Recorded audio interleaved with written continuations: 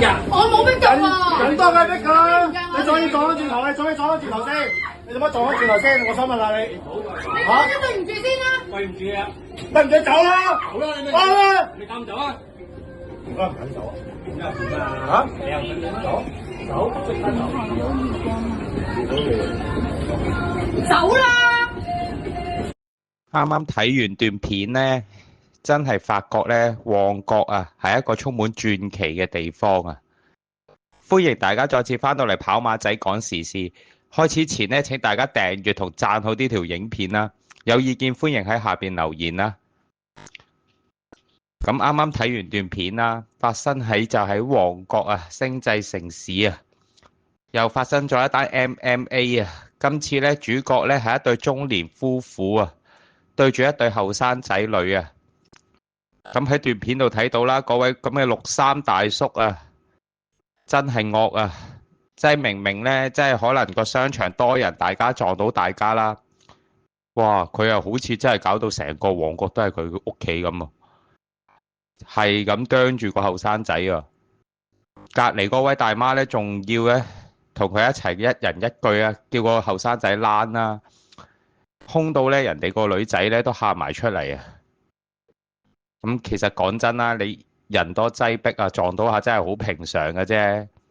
但係呢，喺呢件事呢，就睇到呢嗰個黑衫嘅男仔嘅處理手法啊。有網民呢就話佢啦，咩神招呼女友啊。但係你哋望下條片，佢其實呢咩都冇做過，冇打人，冇同佢鬧交。但係呢，佢做咗最重要嘅一樣嘢啊，佢就係呢全程啊都用自己個背脊啊護住自己嘅女朋友啊，一直後退啊。即係冇因為咧人哋對方咧個挑剔咧就火遮眼咧就衝上去啊！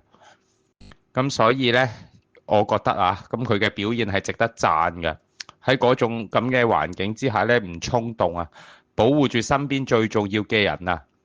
即係呢種冷靜啊，比起街頭啊，即係比起咧同嗰個綠帽大叔啊鬥大聲啊，其實咧型得多啊！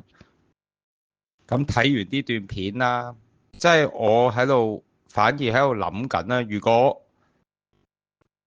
果第二日啊喺街度啊，你哋遇到呢啲咁嘅好似咁嘅綠帽大叔啊咁鬼霸道嘅人啊，你哋會點做啊？即係講真，你會留低喺度理論啦，定係好似呢個後生仔咁樣啦，認下低威，保護咗自己身邊嘅人先？表現翻自己啲 EQ 出嚟啊！其實咧，我覺得啦，與其你喺街度咧咁樣同人哋嗌霎咧，阿綠帽大叔啊，不如你留翻啲力咧，做翻啲有意義嘅嘢啦，係嘛？即係例如啊，研究下點樣整靚個髮型啊，唔使戴頂咁嘅綠帽啊，咁鬼老土，係嘛？好啦，咁今日咧就分享到嚟呢度。如果你哋覺得咧後生仔做得好嘅朋友咧，記得留言話我知。或者啦，如果你哋遇到呢啲咁嘅綠帽大叔咧，你哋會點樣應對啊？歡迎留言講低你哋嘅意見啦，拜拜。